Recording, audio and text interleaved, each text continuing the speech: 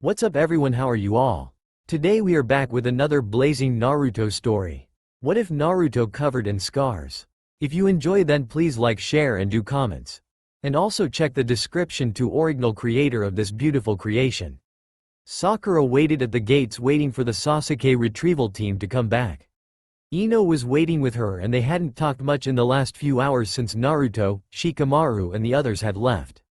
As she looked, Sakura saw a blur approaching, a flash of orange with it. Naruto, she thought excitedly. Only for it to fall when she saw it was Kakashi-sensei carrying him. Move out of the way, she heard as Kakashi ran past. She was able to get a good glimpse of Naruto before they ran past her. What she saw was something she wished she hadn't. Naruto was covered in blood. His orange jacket that he loved so much had mostly been dyed a dark red. She watched as her sensei carried her teammate towards the hospital. After they were out of sight, she burst into tears and fell to the ground, screaming Naruto's name. Ino, who had seen the same thing as Sakura and looked at her friend crying as fear filled her. Her mind drifted to her two teammates. Shikamaru and Choji, were they okay? After shaking her head for a moment, she walked over to Sakura and helped her up as they walked to the hospital. She had to believe that they were okay.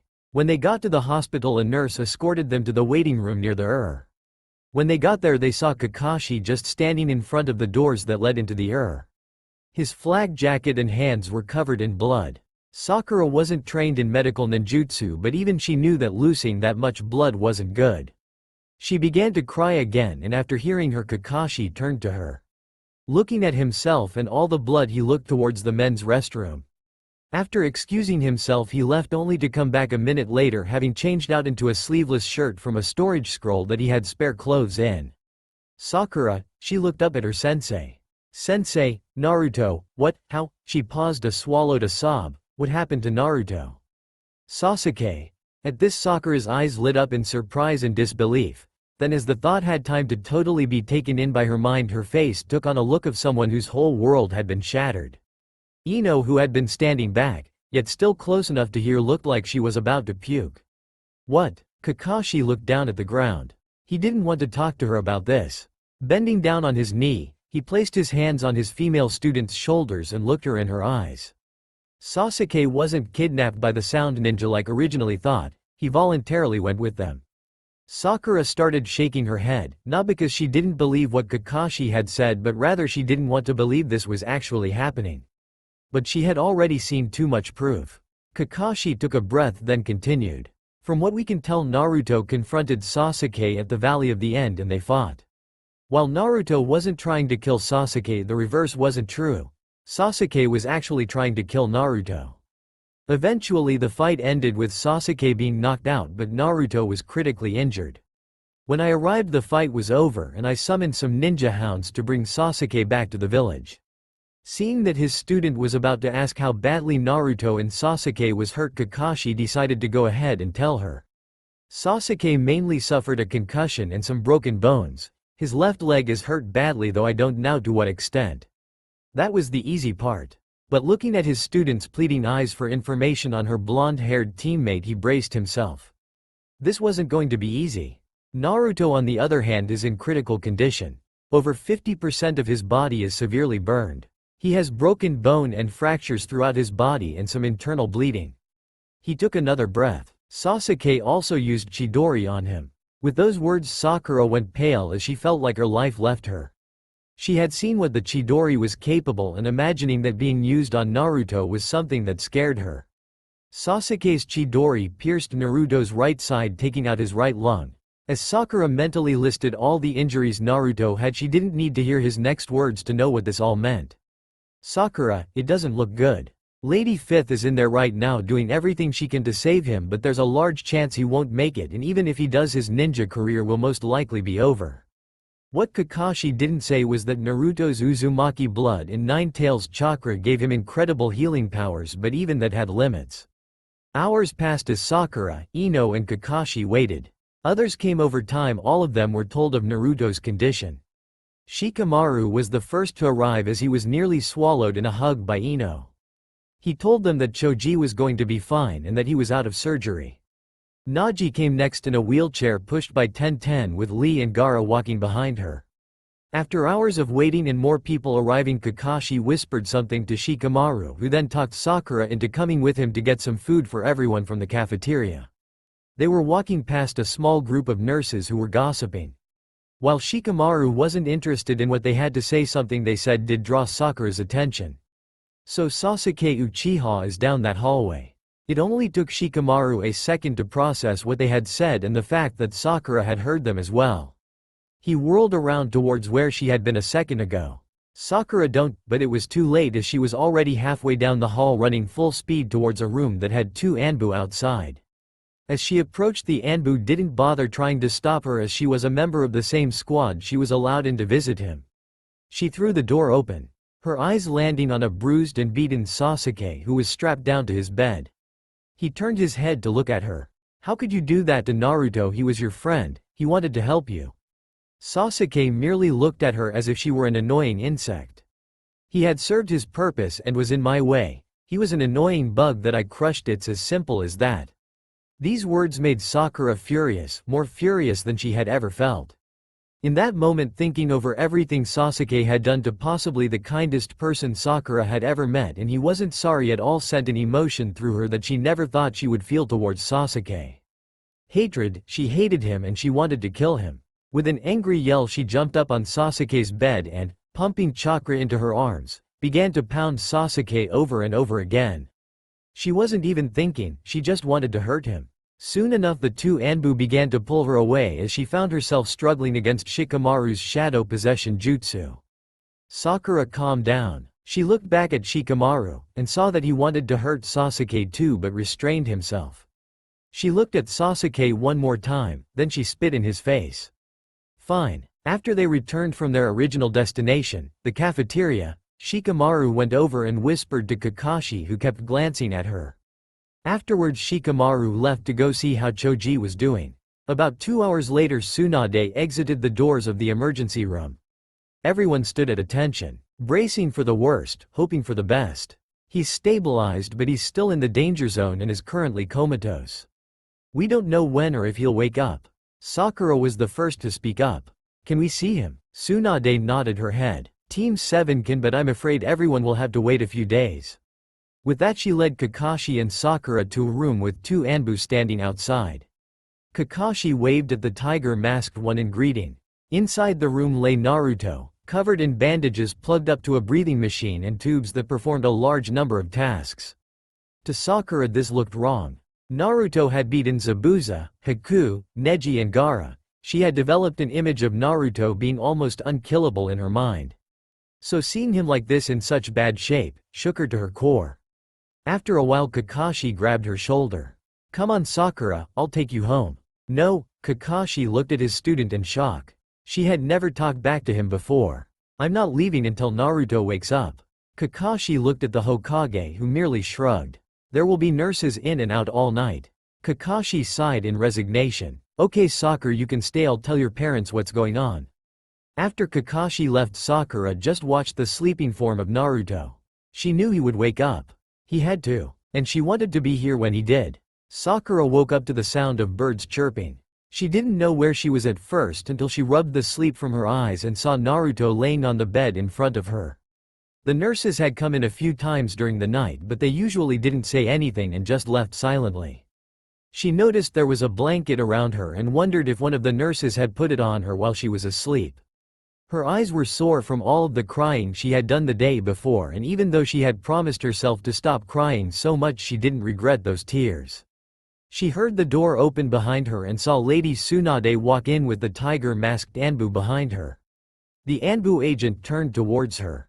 Did you sleep comfortably? I came in here and saw you shivering in your sleep and put a blanket over you. I hope it helped. Sakura had always thought the Anbu were all scary, and yet this one was polite and kind.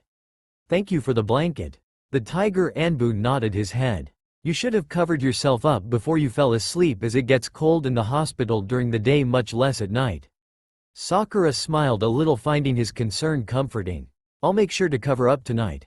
The tiger Anbu nodded his head with a new entry through the door as a white-haired man in a ponytail and red sleeveless jacket and a large scroll on his back walked in. Sakura was sure she had seen this man with Naruto before, and as she thought about it she was for sure she had seen a picture of him in the academy's textbooks before, but she couldn't place his face. The man looked at her for a moment before turning his head back to the Hokage. "What's the news on his condition, Tsunade?" This confused Sakura as she was sure the man could see how bad it was, unless there was new information. Tsunade, taking a look at Sakura's expression, decided to speak. "I came in here a few hours ago with some other medical ninja and we ran some tests and I recently received the information from those tests." Sakura was desperate for any information, but she felt like Kakashi should be there. "Lady Tsunade, shouldn't Kakashi-sensei be here?" she asked. "Normally he would be, but I had an emergency mission and he was the only one available to take it. He should be back in another day or two," she said, turning back to the two faces in front of her. "Alright, here's what we know. Orochimaru's curse mark was an attempt to create an artificial sage mode by forcing nature energy into the user's body and combining it with their chakra and Orochimaru's chakra that is in the seal. Now nature energy itself is not evil and actually avoids evil people, so when it is forced into the seal a corrupted version of nature energy and chakra is created, which I have dubbed dark chakra." Tsunade paused, making sure that everyone was keeping up with her before continuing. "When Sasuke hit Naruto with his Chidori," she said, not mentioning that it was the second time he was hit that had done this next part. "The dark chakra was sent through his body, causing massive damage to him and his chakra. As we don't know a whole lot about this dark chakra, I can't make a certain diagnosis of what this will do to him. For instance, we know that most of the damage was done to the right side of the body, so he may lose the use of his right arm, and if he doesn't he'll probably need physical therapy to get it back to normal. However, he will probably never be able to weave hand signs due to the damage in his arm. That means no more shadow clones and transformations." Sakura felt her heart sink at the thought of Naruto never being able to use his favorite jutsu again. She also knew that being able to use hand signs would be a serious handicap for even the best shinobi. She listened to the next part of what the Hokage said. Although he should still be able to use the Rasengan and other jutsu that do not require seals, and he could even learn to use the summoning jutsu without hand signs after enough practice. And the Uzumaki were famous seal masters, so he could learn that as well, and he will still be able to use taijutsu. Hearing that actually helped Sakura feel better, as she now knew that it wasn't all over for Naruto yet, he could still achieve his dream. Now on to the part where the damage was the worst, his lung. She paused at this as if trying to think of the best way to say this. Quite frankly, his lung, while healed enough that we were able to patch it up, is still heavily damaged, and he will probably never be able to push himself to the limit again without risking destroying his lung again. If he wakes up he'll have to take it easy for a while, as he will become out of breath easier, and he'll have to have someone with him and watching over him every day, because we all know he tends to overdo things daily. Looking over at Naruto's still form, she said the next part quieter than before. "That is if he wakes up, and if he does he'll have all those scars from the burns and a nasty one from the Chidori he received." It was quiet for a moment. "He will wake up." All three of the adults in the room turned towards Sakura, who had a determined look in her eyes. After all, he still needs to become Hokage. At that everyone could only smile. 1 week later, Sakura's parents had stopped by and tried talking her into going home, but she had insisted on staying. Although she wasn't just sitting around staring at Naruto. For one, that would be creepy. And second, she couldn't get the thought out of her head about how if she had been stronger she could have gone along and helped Naruto. So she had taken to training whenever anyone was free to teach her. There was an open training room in the hospital that she would go to. When Kurini was free she would learn genjutsu. Kakashi had taken to teaching her strategy and kenjutsu. Guy would stop by and tutor her in taijutsu, remarking that her desire for self-improvement was youthful, and had said that once Naruto recovered he would train him in taijutsu too. Sakura liked how Guy said when, not if. It gave her the feeling of someone believing just like she was that Naruto would get through this. But what she trained in the most was medical ninjutsu, which was mainly because she was in a hospital, and even Tsunade and Shizune would teach her when they had time. Their friends would come by and visit, with Shikamaru and Iruka being the most common. The Ichirakus would even bring her some ramen every night and see how Naruto was doing, and the Konohamaru squad would come by every day after school to check on big brother, Naruto. Konohamaru would even talk to him and tell him about all the things they could do together when Naruto woke up, before getting teary-eyed and saying goodbye, which made Sakura want to cry too. She wondered if Naruto knew how many people cared about him. She hoped he did. Sasuke, after recovering from his injuries and his bloodied and bruised face Sakura had given him, had been moved to the Konoha prison for holding under Anbu guard until they could determine whether or not Naruto would wake up or not. If he didn't, then that meant that he would eventually die, and one of the charges against him would change from attempted murder of a fellow Konoha shinobi to murder of a Konoha shinobi, along with the charge of treason and conspiring with known enemies of the Leaf Village. But as long as the question of whether or not Naruto lived or not hung in the air, they wanted to wait before setting a trial date, as Naruto would be a key witness. Here a week later, she was still camping out in Naruto's hospital room. But she didn't care. She knew he would wake up, and when he got better she would show him how much she had improved and she would help him become Hokage.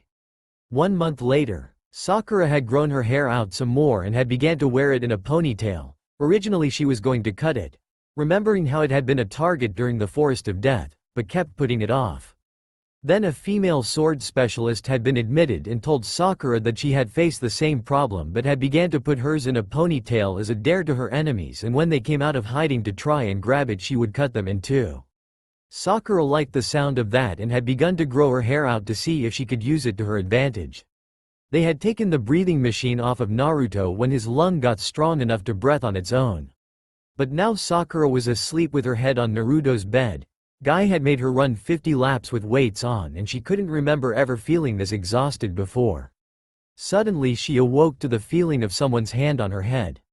Her head snapped up in surprise as jade green met bright blue. "Hi Sakura." She felt tears fill her eyes. "Naruto," and before she knew it she was hugging him. "I knew you would wake up." She got back up and wiped her eyes. "I'm going to get Lady Tsunade, I'll be right back." All of her exhaustion forgotten, she took down the hallway with a smile on her face that let every nurse and doctor she passed know what this meant. Naruto Uzumaki was awake. After Tsunade had said that Naruto was going to be fine, Sakura had ran around the village letting everyone she knew know that Naruto had woken up. Everyone had different reactions. The first people she had run into were Guy's team.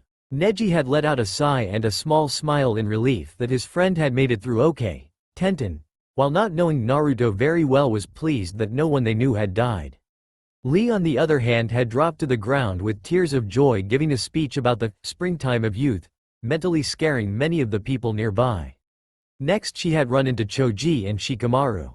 Choji had dropped his bag of chips and had even let a few tears fall, and Shikamaru looked the most relieved of anyone she had seen yet, as he was thankful that nobody had died on his first mission. She ran into the Yamanaka flower shop next and told Ino, who hugged her happily, knowing how much this meant to Sakura and how much this would relieve Shikamaru. Sakura found Kiba and Shino next, who were currently eating at a small restaurant.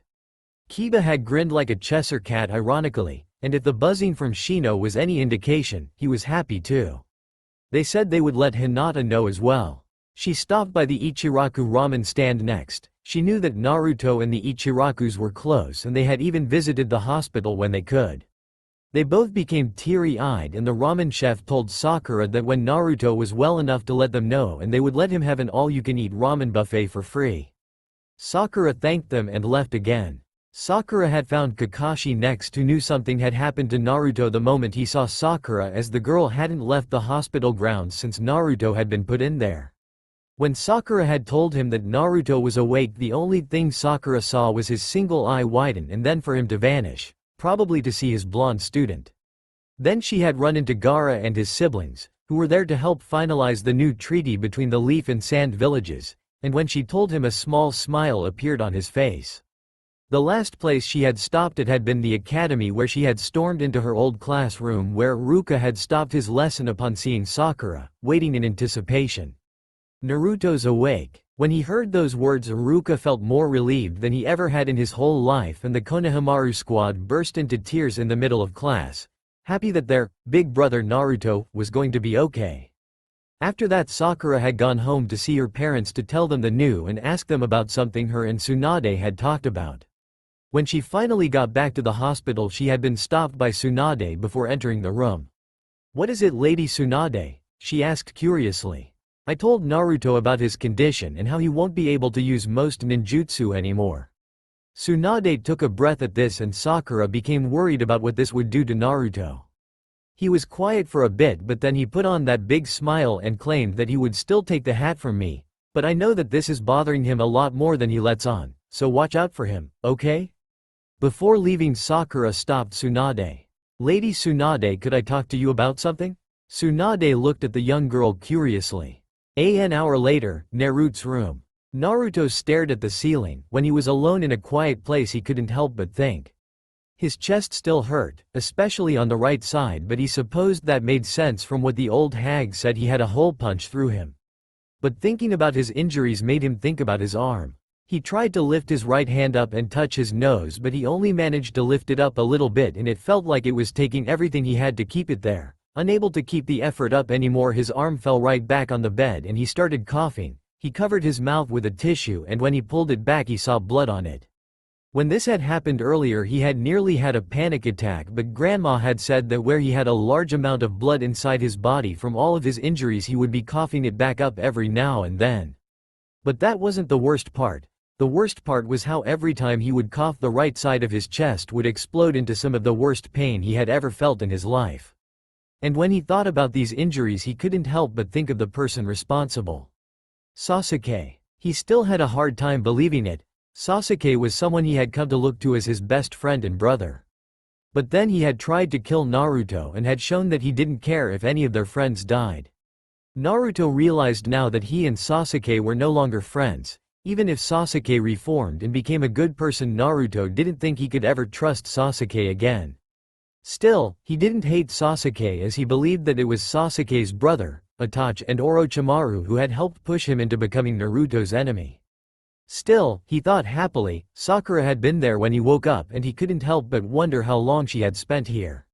But then his thoughts went back to his injuries and he tried to stay positive, thinking about Lee, and how he could become Hokage even without all the fancy and cool ninjutsu. But then he was hit with the though again that he would never be as good at taijutsu as Lee because of his lung, setting a limit on how hard he could push himself physically. Still, from what Granny had said, he could still become highly skilled in taijutsu. And he could learn those cool seals like he saw Pervy Sage use before, and when he and Kakashi had talked about the different things he could learn, Kakashi had said that the sealing arts were incredibly powerful. And there were weapons he could learn. He just had to focus on what he could do and believe that he could be Hokage. It just meant he would have to work harder now. With a slight knock, Sakura came in. Hey Naruto, how are you feeling? Not the best, but Granny said I'll be able to leave in a week or two, and the sooner I'm out of here the sooner I can get ready to take that hat from the hag's head, he said with a grin, with Sakura smiling back. Then a frown came across Naruto's face. Hey Sakura, what happened to Sasuke? Sakura frowned as she didn't want to talk about Sasuke. But she told Naruto about how Sasuke was in jail under Anbu guard 24/7 and awaiting trial. Naruto didn't feel bad for Sasuke as he had done horrible things and had betrayed his village and friends, and Naruto agreed that Sasuke needed to be punished for it. Still, he saw that the topic made Sakura uncomfortable, so he began asking about what had been going on in the village since he had been injured, and as Sakura happily chatted, Naruto couldn't help but feel at ease as he felt comfortable around Sakura. The Hokage Tower. What? Tsunade yelled, breaking her desk. Jiraiya was many things: spymaster, sage, seal master among many, but one thing most people didn't know about him was that he was also the biggest legal expert in Konoha. Even though he had mainly learned so much about the law to make sure that he never broke the law in his peeping, but that's besides the point. He was currently working as the prosecutor against Sasuke Uchiha, who had just surprised them. Sasuke Uchiha and his lawyer have petitioned the daimyo, Jiraiya repeated. What that meant was that after the founding of the village, in case of a legal battle between the Senju and Uchiha clans would pop up, they could petition the daimyo, meaning that the case would be brought before the daimyo in the capital city of the Land of Fire, where the daimyo would be the judge instead of the Hokage. Now, since Sasuke would probably still lose, this didn't make much of a difference, except that Naruto was currently not in the condition to travel to the capital, so this bought the Uchiha and his lawyer even more time. Tsunade sat back down in her chair, rubbing her head as if she felt a headache coming. That means that he'll have to be sent to the jail in the capital until Naruto is capable of traveling that far without risking his recovery, and that could take months, maybe even years. Jiraiya nodded in agreement. Exactly, they're using this to buy time to try to think of a way out of this, that is, if Sasuke hasn't already. Tsunade raised an eyebrow, signaling for him to explain. Jiraiya cleared his throat. The fastest way to get to the capital from here is a road that most people avoid, and on this it's a 2-day journey for a normal squad of shinobi. Not counting the fact that they'll be escorting a prisoner and some civilian lawyers will add on another 2 days. All in all, a 4-day trip on a road with little traffic would give Orochimaru the perfect opportunity to set up an ambush to take Sasuke, and with the amount of shinobi currently at our disposal we could only send a small squadron of Anbu and maybe 2 Junin. Tsunade turned in her chair and looked out over the village she had sworn to protect. She couldn't help but feel that things were going to get a lot more complicated in the near future. 2 weeks later, Naruto was being wheeled out of the hospital in a wheelchair by Kakashi, with Sakura on his right and Jiraiya and Tsunade on his left. "Man, I can't wait to see my apartment again, I've missed that place," Naruto said. The nurses and Sakura wouldn't let him eat any ramen while he had been in the hospital, but he had tons in his apartment's cabinets and in secret spots hidden from visitors. "Sorry Naruto, but you won't be going back to your apartment just yet," Kakashi said. "Huh, what do you mean, Kakashi-sensei?" Naruto asked with confusion plain on his face. "Naruto, you can hardly walk across a room without getting exhausted, and your right arm is pretty much useless, and you're still in a good bit of pain. Basically you can't take care of yourself, so you'll be staying with someone for the time being," Tsunade said. "Who?" Naruto asked. "Me," Sakura said. Naruto's jaw about hit the floor. "Sakura been studying hard the past few weeks in preparation to help you recover, so you'll be staying with her, and the further along you progress the more I'll teach her. In other words, she'll know a whole step ahead of what you need to recover," Tsunade said.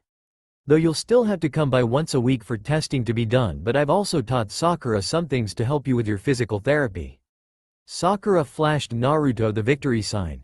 "In other words, until further notice I'm the boss of you, and that means no ramen until further notice." Naruto didn't know whether to be ecstatic or sad. On one hand he would be around Sakura a lot more, on the other he wouldn't be having ramen for a while. As they exited the door, the light briefly blinded Naruto. "Surprise!" was the loud shout he heard, and when his vision straightened out he saw all of his friends and the Junin senseis standing there. "We thought we'd congratulate you on getting out of the hospital," Ino said. "Yeah, it wasn't troublesome, so I went along with it," Shikamaru said. As everyone congratulated Naruto and wished him a quick recovery, he couldn't help but feel incredibly happy. "Come on Naruto, you can do it, just 3 more," Sakura said, watching her blonde teammate. It was early in the morning at the Haruno household, and even though Naruto had been here for 2 weeks he still felt like he had made little progress. Still, he had to admit that it felt good when Sakura was cheering him on. The Harunos had been kind and polite to Naruto during his stay here. They had moved him to one of their guest bedrooms, and Sakura would always come in the mornings and they would do various exercises and activities, such as arm wrestling Sakura and walking around the house.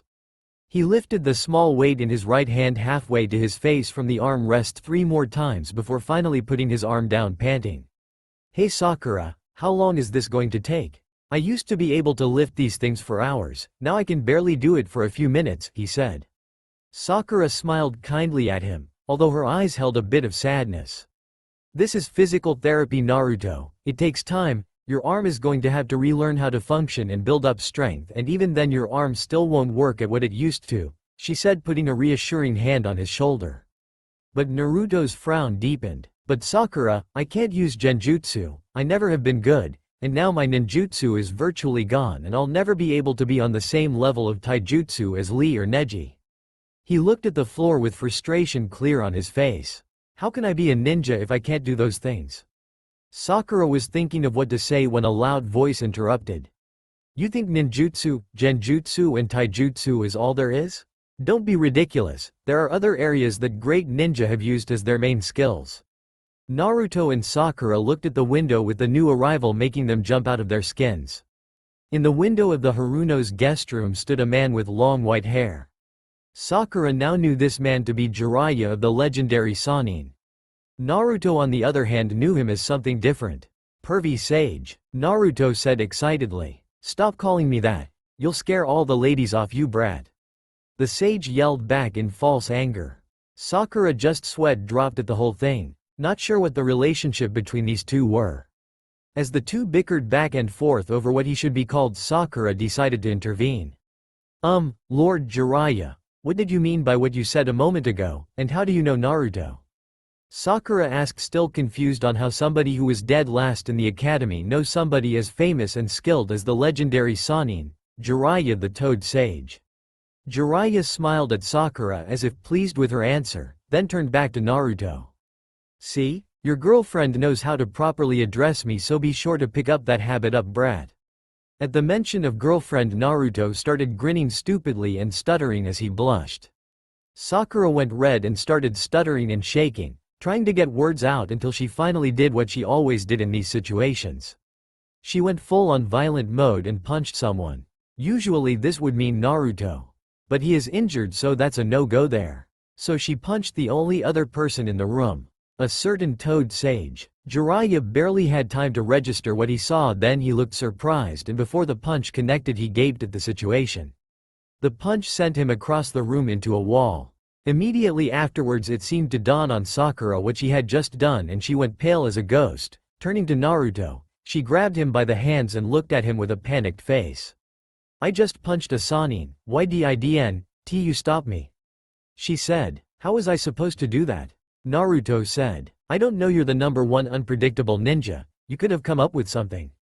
Then Jiraiya's voice cut off any more conversation. Looks like we have the same taste in women, brat, he said, looking at Naruto. Then he turned his gaze towards Sakura, who actually began shaking under his glare, sure she was going to pay heavily. Then he sighed. Don't worry about it, I get hit harder by Tsunade all the time. In fact, this morning alone I've been punched 3 times. This drew Sakura's attention. Why would the Hokage punch you? She asked, confused as to why her childhood hero would punch one of her closest friends on a regular basis, although she conveniently seemed to forget the majority of her and Naruto's relationship up till this moment had consisted of her punching him. Well, Jiraiya was trying to think up a reasonable excuse when Naruto opened his mouth. That's because he's a big P. Naruto, look, is that a cloud shaped like a bowl of ramen? Jiraiya yelled while pointing at the window. Let me see, let me see, let me see. Naruto said, heading over to the window before gaining a confused look. Hey, there's not a cloud in the sky, Naruto said, disappointed. Really, my mistake, Jiraiya said. Naruto sighed disappointedly. And here I thought I finally understood how Shikamaru felt about clouds. In a meetings of Chunin, the head Chunin was going over a map detailing all the assignments everyone would be given when a loud sneeze interrupted the senior officer. He looked back at the Chunin who had sneezed. You okay back there, Nara? The person in question sighed like he was extremely bored. Troublesome, I have no idea where that sneeze came from. The senior officer nodded his head. Still, stop by the hospital later and have a medic nin check you out. Can't have you giving away our location in the middle of a stealth mission. Troublesome. Back at the Haruno household, Jiraiya stood in front of the young teens. Now, as to what I was talking about earlier, many famous ninja had skills despite those 3 they teach you in the academy. You already know of Sealing, and Sakura here has been training in medical ninjutsu and kenjutsu.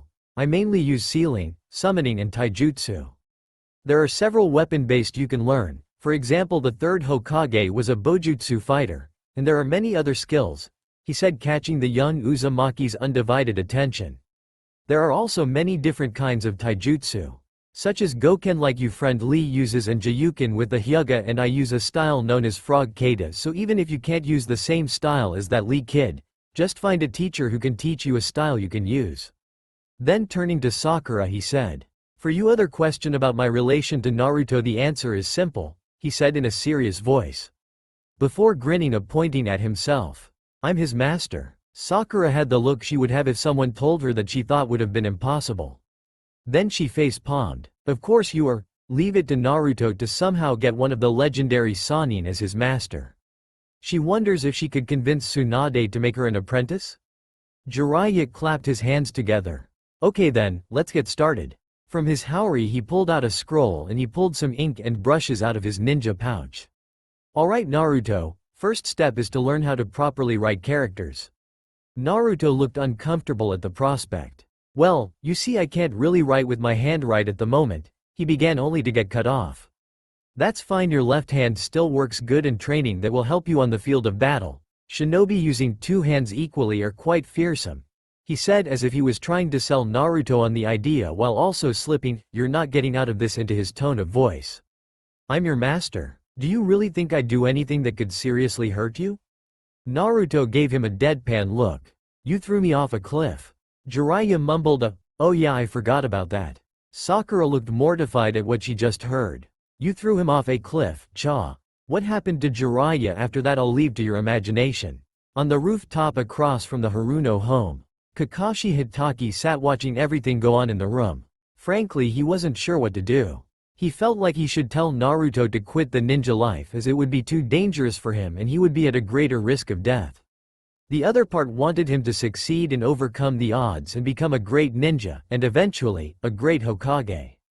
Before he made a decision one way or the other, he would need to think carefully on what he did next.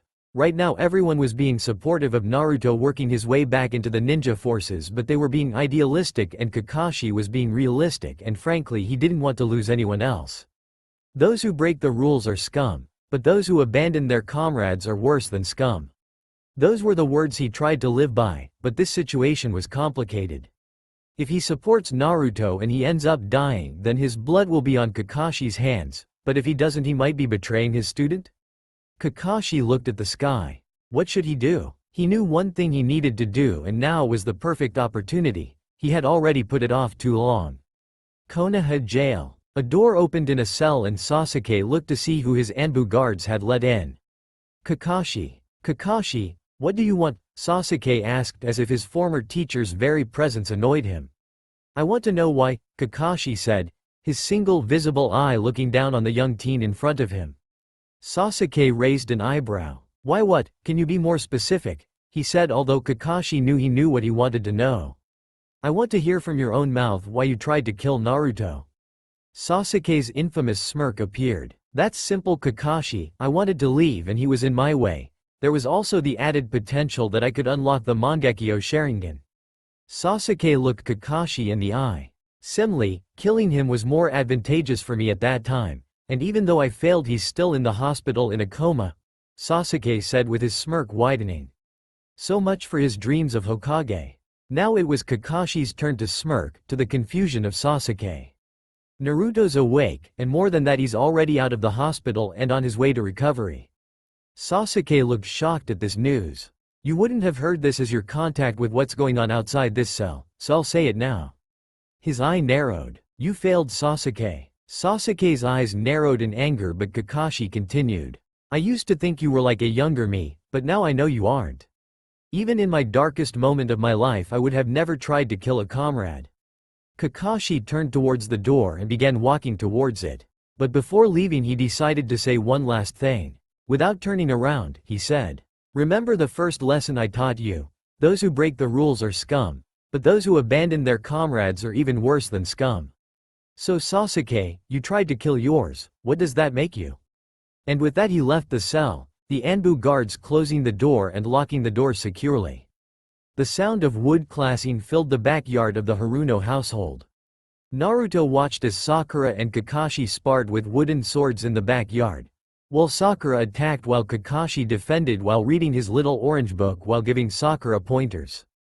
Left, above, right, block, look up at that cloud. Sakura, following her sensei's advice, looked up at the clouds without a second thought. Only for Kakashi to swipe his sword at her legs, knocking her to the ground. You need to be able to concentrate on multiple things in a battle. It was you concentrating on what I was saying that ended up with you being on the ground. If this had been a real fight, you would have been dead, Kakashi said as Sakura pulled herself up and took a stance to show that she was ready again. Kakashi raised his eyebrow in question.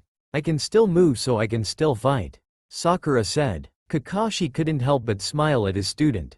She really has matured. Before Naruto got injured, she never would have trained this hard or pushed herself to her limits. She'll make a fine kunoichi someday. So Kakashi held up his sword as Sakura came at him again.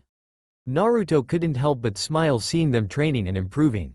Naruto turned towards the person who was sitting across the table from him on the back porch. Shikamaru, what's up? It's your turn. Naruto looked down at his board. It had been over 2 months since he had gotten here, and many of their friends would drop by everyone and then to see how Naruto was doing, the most common being Jiraiya, Kakashi, Iruka, the Konohamaru Corps, Grandma Tsunade, Neji, Lee and Shikamaru and his team. And when Shikamaru first came he brought Naruto a shogi game that they would play when he came over. Normally this is a game Naruto would have no interest in playing, but he was touched that Shikamaru took time out of his schedule to come over and teach him how to play. Naruto reached for a piece with his left arm only for Shikamaru to slap his hand. He gave Shikamaru the evil eye. "You and Sakura both are out to get me, aren't you? We're trying to help you, idiot." Naruto, HMPHD, like a child before lifting his right hand to move the piece to his chosen location on the board. Sakura had began making Naruto use his right arm more for everyday tasks, saying that if he didn't start using his arm more then when he recovered he would have a hard time using it, saying that he couldn't just build up strength in it but needed skill. Shikamaru was now apparently on the bandwagon as well. Across the yard, seeing that his other student was distracted, Kakashi asked Sakura a question he had been waiting for. "What's his progress like so far?" Sakura paused for a moment to catch her breath. "He can walk around the house without any problem now, and Lady Hokage was thinking that I should take him out walking around the village soon." Kakashi nodded his head. Still, Naruto walking around town worried him. Naruto had rarely been attacked in his youth as no one believed that they could actually kill Naruto. But now with Naruto so injured, one of those idiots might feel like they have a chance. "Let me know when you decide to take him out," Kakashi said before moving on to his next question, knowing this one would make her uncomfortable. He casually leaned against his wooden sword and in a "nice weather today" voice he said, "Have you spoken to Hinata lately?" Sakura's shoulders tensed and her eyes widened. That was one thing she did not want to talk about. She hadn't even told Naruto. The short end of it was that when Naruto was still in a coma, Hinata had come to visit him. Sakura had been there, of course, as this had been early on of his comatose state, and Sakura had said a greeting to Hinata. Hinata didn't answer back at first but then began to talk to Sakura about how Naruto was hurt so badly because of her and that it was Sakura's fault. Sakura felt this way already, but seeing a lack of reaction from Sakura hit a nerve in Hinata and the normally quiet girl began to yell at Sakura. So Sakura finally said something back and told Hinata to be quiet because she might disturb Naruto. This sent Hinata over the deep end, because she tried to attack Sakura. Luckily Jiraiya had just walked in the room and proceeded to take Hinata out, who was then banned from the room until further notice by Shizune, as she could have seriously injured Naruto further if her attack had gone further. "Yeah, I've seen her, we haven't talked though," Sakura said with a saddened expression, remembering the things the normally shy and sweet Hinata had said. Kakashi shook his head knowingly. "I understand, still you'll have to confront her and settle things between you two sooner than later, and it would be better to do it here in the village than when you're out on a mission in enemy territory."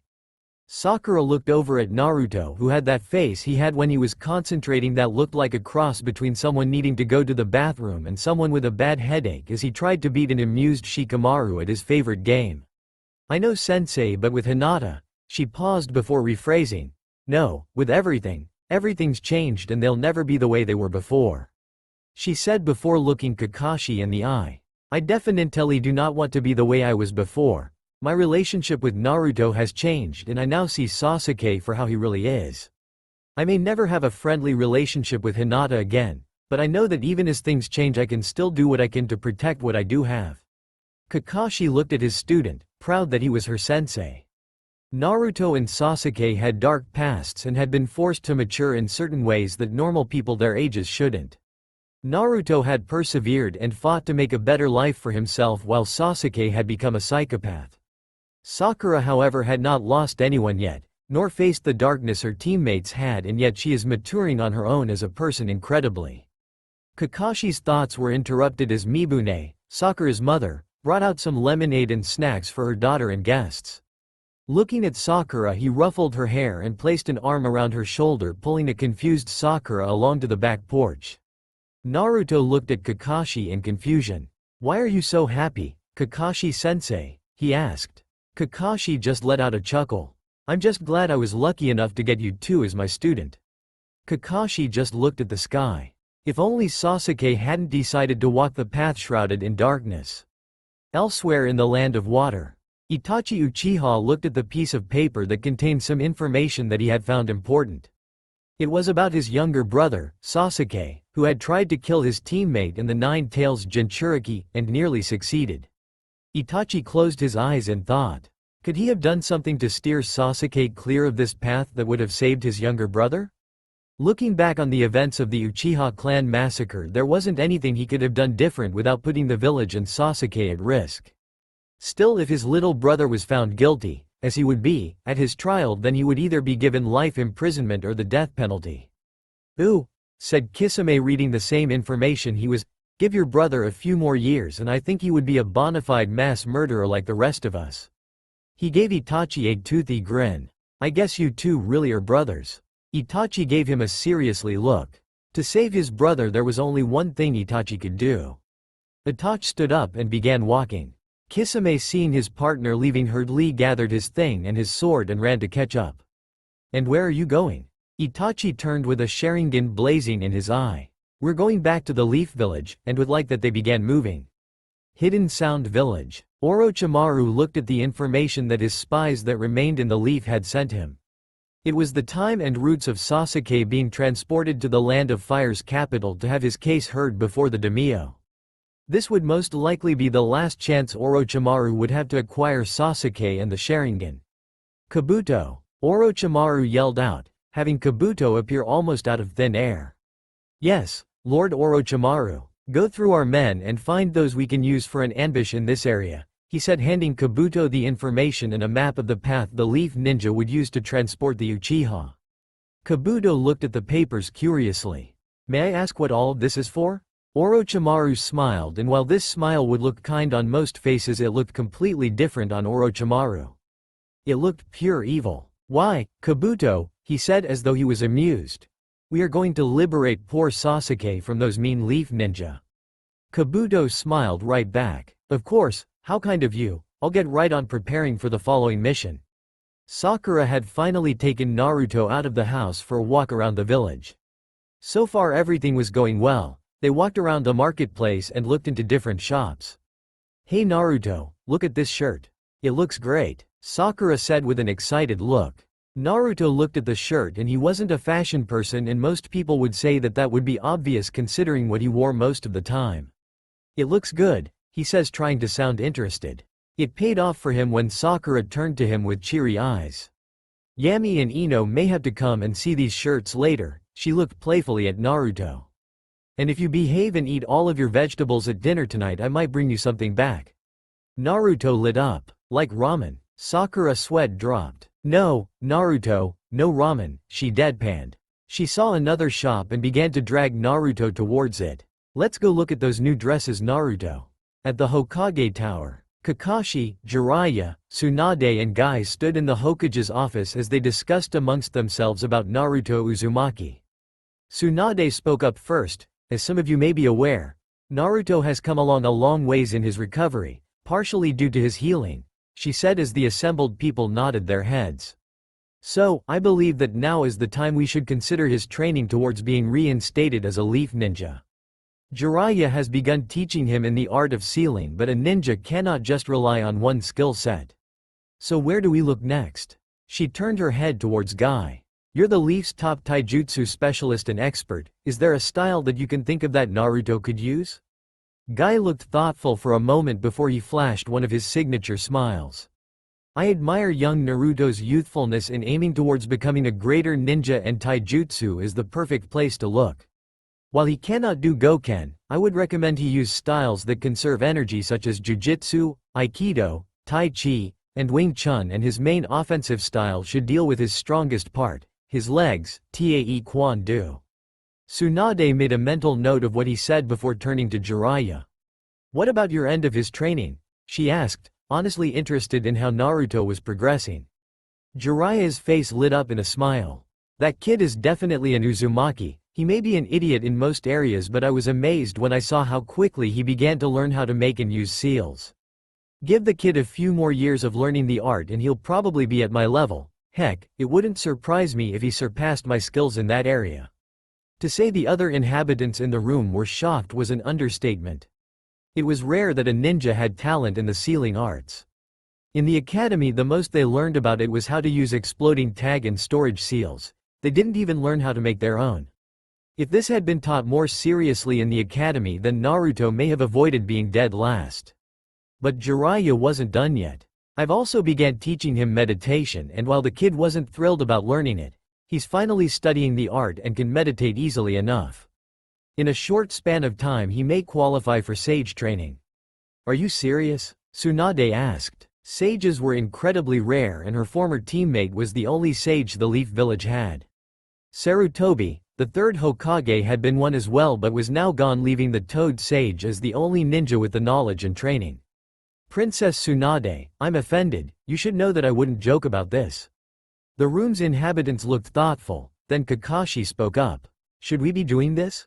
All the heads turned towards him. What do you mean, Kakashi? Guy said. I mean encouraging Naruto. If he just stays in the village he can be safe. He doesn't need to go out and be a ninja and put his life on the line, and us cheering him on while we should be trying to talk him out of it may end up killing him. Everyone looked shocked at Kakashi's statement. Finally it was Jiraiya who spoke up. We get what you're saying, Kakashi, and I understand how you feel, but even if we did tell him to quit, that little brat would still push himself to the limit and potentially become a ninja again and fulfill his dream. He's more likely to survive with our help than without it.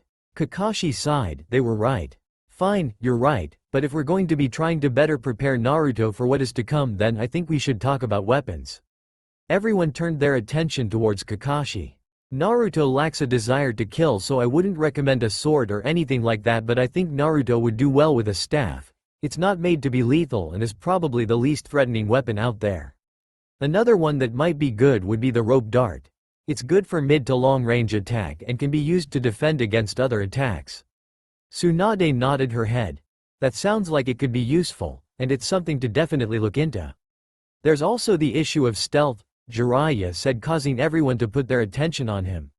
We all know that Naruto's chakra pretty much put a big, "Here I am, come and get me" sign above his head. Normally he would learn jutsu to help better hide his chakra, but now that's out of the question, so I recommend an alternative, he said, pausing. Detection, he said, making those nearby take on looks that showed that they found the idea intriguing. Sensory-type ninja were those who specialized in sensing chakra, and Naruto had showed potential in the academy, but none of his teachers picked it up and trained him in the art, and Iruka did not have the means to teach him the skills needed. Sensory types not only sense their opponents' and allies' chakra but can also predict them, sense when they're lying, and tell things about them. If their skill is up to a high enough level, Kakashi said. This is all interesting and we should definitely come back to this at a later date, but there's something else we need to discuss, Jiraiya said. Wait, before we do that, how is Naruto? Guy asked as he had hardly had time to see the young genin since he had awoken from his coma. Tsunade smiled a bit. His regenerative abilities are amazing. Not only does he recover and heal faster, but he also adapts, and his body is elite, learning how to work in a new way. In the last few months since he has been awake and recovering, he has progressed in a few months what normally takes years. I believe that by his 14th birthday he may be able to go on D-rank missions. Guy looked flabbergasted. Kakashi looked impressed. Jiraiya had a smirk going, as if Naruto's healing all had something to do with being his student. Tsunade was envious of such an ability, as unlike hers it didn't shorten his life. Now back to what else we need to talk about, she said with a serious gleam to her eye. Sasuke is being transferred to the capital in a week, and the council is furious that we're trying him as a traitor. The council still panders to the unyouthful Uchiha even now? Said Guy, clearly unhappy. Just the civilian side and some of the elders. The Shinobi Council is ready to string Sasuke by his toes, and that's not even taking into account that some of their kids were nearly killed because of him. The main reason that the civilian council is still defending Sasuke is because they saw the Senju and Uchiha as the only things keeping the village safe, and now that I'm too old to have kids and the Uchiha clan is all but gone, they see Sasuke as their last hope, Tsunade said. Then maybe we should announce Naruto as the true heir of the Uzumaki clan, Kakashi said. With everyone turning to look at him. What? How do you know that it was supposed to be an A-rank secret? Tsunade said. I personally knew Kushina, so I heard and was told a few things I probably shouldn't have known. Tsunade face palmed. Of course you knew. Guy looked around the room confused. Knew what? Jiraiya sat back in the chair he was using. When the land of whirlpools was destroyed, the surviving Uzumaki clan members were sent throughout the four corners of the world. Everyone knows this story. However, what they don't know about is the royal Uzumaki family. The royal Uzumaki? Guy said. The Uzumaki clan, like most clans of the time, had a branch family. The Uzumaki had two branch families, which were the Land of Whirlpools samurai and ninja clans respectively. The political family was the royal family, who was taught in both families techniques mainly for self-defense. The three families treated each other equal more or less, as they trusted each family to do their part in protecting their nation. But when the Land of Whirlpools was attacked, they had some people on the inside who were apparently trusted enough to be allowed into the clan compound, where they slaughtered the royal branch of the family, or at least that's what they thought. An advisor to the daimyo at the time had apparently had a vision of the destruction of the Land of Whirlpools and trusted his instincts and managed to save the daimyo's youngest daughter, Kushina Uzumaki, who would later marry Minato Namikaze, the fourth Hokage, and would have a son, Naruto Uzumaki, Jiraiya said. Guy looked flabbergasted and appeared as if he couldn't speak before finally getting some words out. Wait a moment, if what you just said is true, then that means that Naruto is a daimyo, Kakashi finished in his calm, yet bored voice. By the way, Kakashi said, turning to Jiraiya, I'm taking you out to an all-you-can-eat buffet for making Guy speechless. Lady Hokage, if he really is who you said he was, then couldn't he go to the Land of Whirlpools? Guy asked. Ever since the destruction of the Land of Whirlpools, there had been traps and dangerous seals that had apparently been activated that kept everyone out, making it impossible for anyone to get the Uzumaki clan's powerful secrets. It was like the elemental nation's Bermuda Triangle. Ninja went in but they never came out. Yes, he kid, as the seals were made to keep everyone out but the royal branch, Tsunade said. Alternatively, we could tell everyone that he's the son of the fourth Hokage, Kakashi said. I do not want a war with the stone or cloud villages right now, she said, rubbing her head as she felt a headache beginning to form. So the discussions continued. Back with Naruto and Sakura. Troublesome, was what Naruto heard for the third time that day. He had been with Sakura for a while now, as he would usually sit down in a bench or chair as Sakura would look at clothes and try them on. It had been while they were out that they had run into Ino and Shikamaru. Ino had nearly had a conniption when she saw him up and walking around, and had actually began to get onto Sakura for letting him go out and about before Sakura managed to calm her down and explain everything to her. Then they had apparently decided to go shopping together, and while they were in changing rooms, Naruto and Shikamaru was sitting on a bench waiting for the two girls to come out and tell them how good they looked. But first there was something Naruto wanted to know. How did you get dragged into this, Shikamaru? Then Shikamaru said, troublesome for the fourth time that day. I was sleeping and having a wonderful dream about watching clouds. Naruto's sweat dropped. When suddenly my mother burst into my room and chased me out of the house, telling me I need fresh air. Then I decided to take a shortcut to my usual cloud watching place, but Ino was on her way here and saw me and forced me to come along. Naruto couldn't help but laugh at the image of Shikamaru, the laziest person he knew, carrying Ino's things like they were a couple. But the laughing quickly turned into coughing, where he coughed up blood again. Naruto, are you okay? Shikamaru asked, clearly worried. After the pain in his chest subsided, he turned to Shikamaru with a pained smile. Yeah, don't worry, Grandma said that I would be coughing up blood until there isn't any more for me to cough up, but she says it'll still hurt whenever I cough. Shikamaru looked at Naruto with a pained and guilty expression. That sounds bad. It's only bad when I cough. I'm almost used to everything else. Shikamaru wore an uncomfortable expression as he ran a hand through his hair. The truth was that he still felt guilty about what happened to Naruto on that mission, and believed that if he had been a better ninja, then maybe Naruto wouldn't have to go through so much pain even now when everyone else was recovered. Listen, Naruto, don't worry about it, Yano. Shikamaru looked over to Naruto in surprise. I figured that you felt bad about the mission and it wasn't your fault. We went in thinking that Sasuke had been kidnapped, but he really went with them on his own, and you couldn't have known that, so this, he said, placing his hand over the scar that was on his right chest, is not your fault. You didn't do it, and I know that in the future you'll be a great ninja and leader, and you'd better make sure you are, because when I'm Hokage I'm going to need an advisor.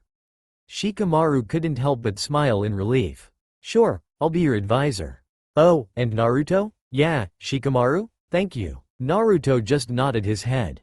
Inside the dressing rooms, Sakura and Ino smiled after finishing Aya's dropping on the conversation. Ino in particular, as she was worried about Shikamaru beating himself up over this. Luckily, it didn't take much to convince his mom to kick Shikamaru out, and Ino knew where he was going so she could intercept him and bring him here. Even Sakura had gone along with the plan. Finally, Sakura and Ino came out and they showed the clothes off to Naruto and Shikamaru, who said they looked nice, and after making their purchases the group of 4 left. While they were passing a stand selling some gadgets from the land of snow, spring. One of them sent a charge of electricity up some metal poles.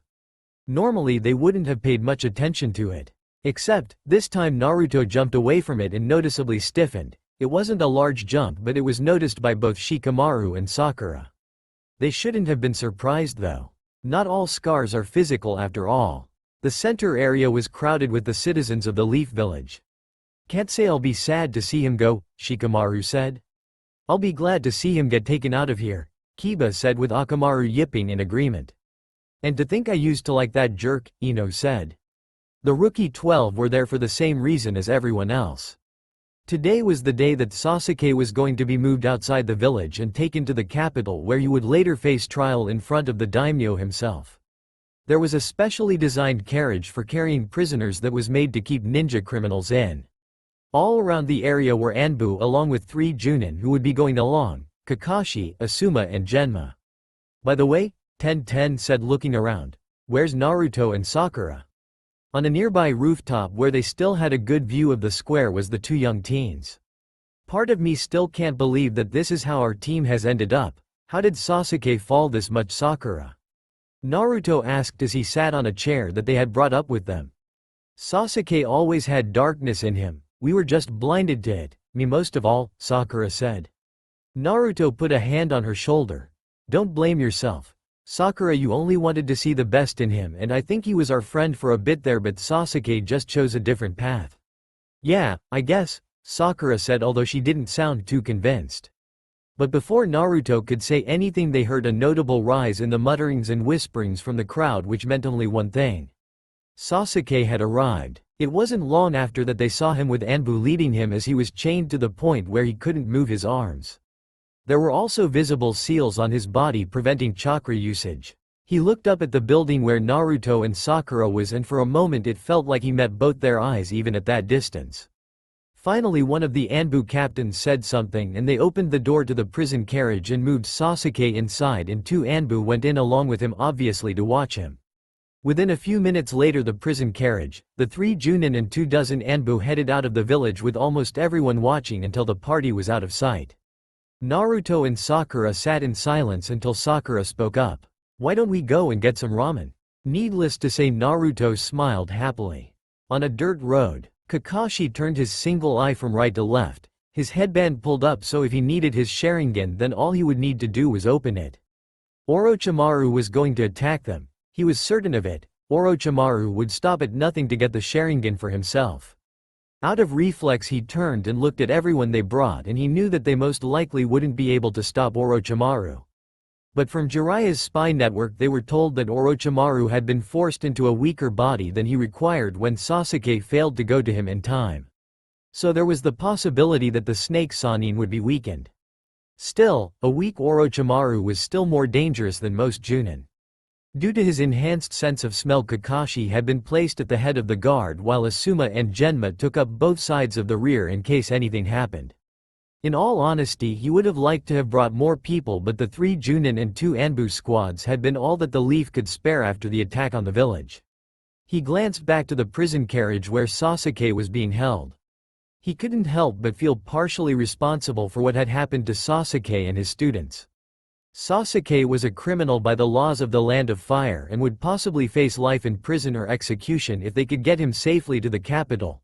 Sakura had now lost the love she felt towards Sasuke and now felt anger instead. She would probably never trust Sasuke even if her life depended on it.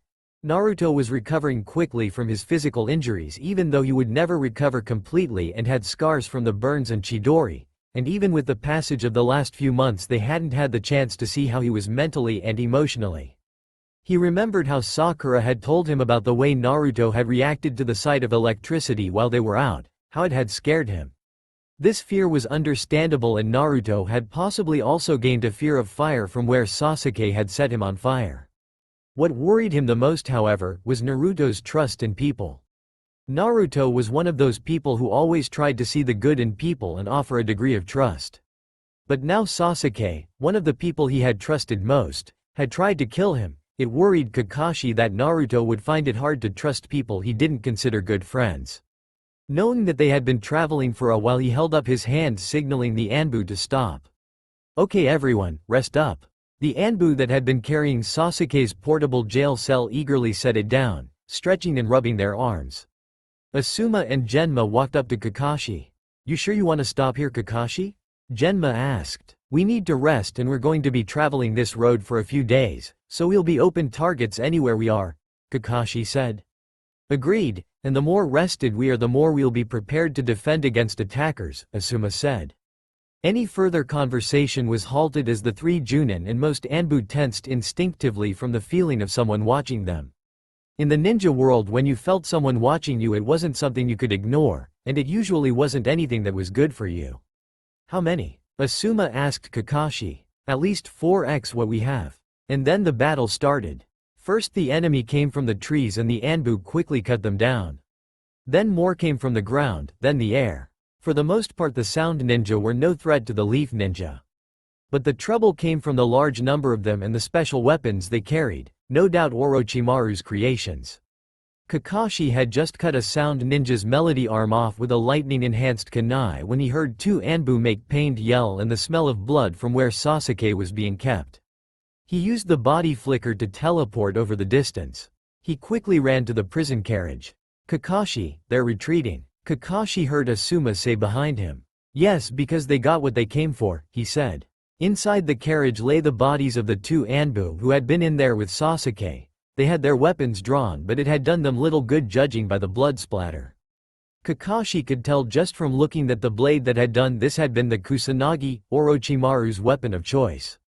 "How many did we lose?" he asked Asuma. "Barely anyone. These sound nin were incapable of battling on our level, they were cannon fodder. Meant to distract us with their sheer numbers while the real threat came in and grabbed the Uchiha." Kakashi clenched his fists. "Those who break the rules are trash. But those who abandon their comrades are even worse than trash." He could hear Obito saying in his head. Orochimaru hadn't just abandoned his comrades, he sent them to be killed. And perhaps even worse was that Sasuke was free and Kakashi knew that this wasn't the last they'd hear from him. Back in the Leaf Village, Naruto had finally gotten his first taste of ramen in months since he had gotten injured. Ramen had never tasted so good. Not only was he finally getting to eat his favorite food, but all of his friends were eating with him as well. Even Iruka had managed to make it out. At times like these Naruto didn't have to think about all the things that were troubling him.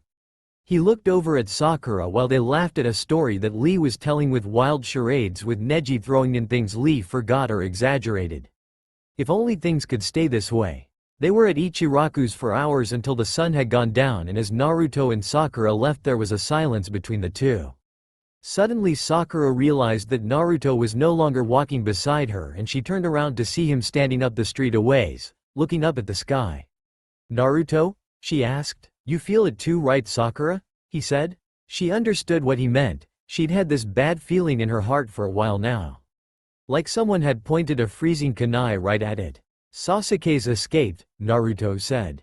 Sakura didn't say anything. Kakashi had said that Orochimaru would likely try to free Sasuke. But she was scared that if she said that she believed he had allowed, then it would happen in real life, and all she really wanted was to see Sasuke locked up in the deepest, darkest hole in the land of fire and the key melted and thrown away. She still had nightmares of Sasuke killing Naruto. She would do whatever she could to keep that from happening. "We should go home, Naruto. I have training in the morning with Lady Hokage and you have to finish those seals before Master Jiraiya gets back," Sakura said. Naruto winced a little. "But Sakura, those seals are hard. How does he expect me to understand them just from reading about them?" "He helps you when he's here, Naruto." And they continued back and forth the rest of the way home. The future held many challenges for them, but it also held limitless hope as well. "Why are we doing this again?" Naruto said in pain as Kakashi and Guy helped him to stretch in ways Naruto originally thought humanly impossible. "Simple, Naruto. The new style we have outlined for you involves a large amount of kicks and agility as opposed to your original style of just simply running in and trying to punch your enemies lights out. Kakashi said. My style wasn't that bad, Kakashi-sensei. What style? Do not worry, young Naruto, for the flames of youth are strong in you, and we shall YOTHFULLY increase your taijutsu might, said Guy as he introduced himself into the conversation. On the outsider of the training field was Lee, Neji and Tenten, who had already finished their training under their sensei recently. I'm not so sure about training Naruto. I mean, he's still heavily injured, and I remember that they said he was in horrible shape. I mean, seriously, he's lost most of one of his lungs. Is it really safe for him to be a ninja? Tenten asked. Even though she didn't know the blonde well, she knew he was friends with both of her teammates and had even went with them to visit him in the hospital when he was still in a coma, and just the thought of everything that her hero, Lady Tsunade, had said was wrong with him and the extent of his injuries still concerned her. Beside her, Neji sighed. Out of everyone I have ever met, he is probably the most stubborn aside from Lee. Even if I would advise against his attempts to become a ninja again, I know he would vehemently disregard what I said and continue on his path. Lee nodded, sporting a grin. Even through everything Naruto has gone through, he still presses on. We should all aim to be more like him and follow in his springtime of youth. That is why I have made him my eternal rival. Finally, he has removed me from his rival. Maybe I can finally get some peace from Lee now. Other than you, of course, Neji, I still consider you to be my eternal rival as well. Neji's head just shagged in defeat. Why me? Hokage Tower. Sakura was digging around in the records for Tsunade, but her mind was distracted. Today was the day that Naruto began his taijutsu training, and she would have liked to have been there, and the only reason she wasn't was because all they were doing was stretches that should not cause any harm to Naruto's previous injuries. Tsunade had also told her that she needed an extra pair of hands today and that she would be required to be with Naruto once they moved past the stretching activities and moved into more stressful things such as running and jumping. She could see the Hokage's thinking, but she still couldn't shake the feeling that she had with not wanting to leave his side and worrying about him. She had talked to Kakashi about how Naruto had reacted when he saw the electricity at market, and he had told her not to worry about it for now. But she still couldn't help but worry about everything. Another thing that worried her was that he didn't talk as much as he used to. Sure, he talked to her and their friends regularly, but it was when he interacted with new people that he seemed to act more distant and less talkative, and unless you knew Naruto, then you probably wouldn't have noticed anything off. As Sakura located another file she had been looking for, she placed it on the others before looking for the next one on the list when she heard someone coming down into the record room, and once she saw who it was, she couldn't help but smile. "Ino, what are you doing down here?" Sakura said to the blonde. "My dad borrowed some of these files and asked me to return them. What are you doing here?" Ino asked as she walked to her friend. "I thought Naruto was supposed to start training today? He was, but the Hokage said that it was nothing I was needed for, as there was not risk to Naruto, so she has me getting some things she needs to look over." "By the way, how did you know he started training today?" "Shikamaru told me." After Naruto and Shikamaru had talked and Shikamaru had lost the weight he had been carrying over Naruto's injuries, they had become good friends. Not best friends, but close enough. Ino sat down near where Sakura was, obviously wanting a lengthy conversation about some subject that Sakura felt like she should be running from. "Speaking of Naruto, what is your relationship, as you two seem to be more than friends?" Sakura bit her lip as she nervously thought about it. It was true that her and Naruto's relationship had changed, and she wasn't completely sure on what they were now. They were definitely more than friends in her opinion, but they hadn't moved into the romance area yet, and she was uncertain and scared of that. She was scared that these feelings she may have towards her teammate were just from what had happened to him, like she had heard where some nurses had fallen in love with patients. But another part of her felt like she hadn't gotten to know the real Naruto before, and now that she had come to know him, she couldn't deny that she had strong feelings for him. But she would never tell Ino this. "I'm not sure what we are, Ino. We're more than friends, but we haven't confessed or let each other know that we like each other in a profound way." "I don't buy that for a moment. Naruto has always made it plain to the entire world that he's head over heels for you. I think you're just worried about going to him and telling him you like him back because of everything that happened with Sasuke, and you need to let Naruto know what you feel about him, because if you wait too long you'll regret it." Sakura didn't say anything back, but she knew Ino was right. She had thought about this a lot, and the more she thought about it, the more she became convinced that she hadn't been in love with Sasuke, but rather an imaginary Sasuke that she had convinced herself was the real one. Ino placed a hand on Sakura's shoulder. Sakura, you're almost 14 years old now and soon you'll be 16 and old enough to get married, so it might be a good idea to let the boy you like know that, and you also have to worry about Hinata.